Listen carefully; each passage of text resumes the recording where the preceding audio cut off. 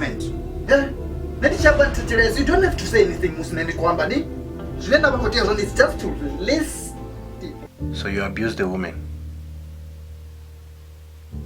So you got to come to just 20 rand a base or a kiss and do something. So come and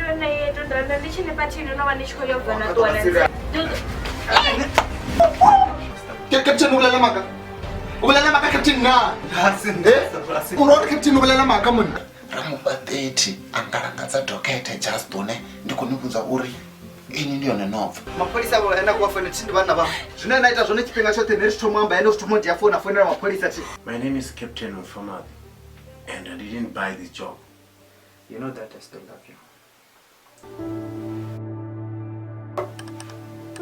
Take over. You do it bad. No shumizwa nga Satan. Chigejo na Satan. Whenever you're under arrest, anything you say will be used against you in the court of law.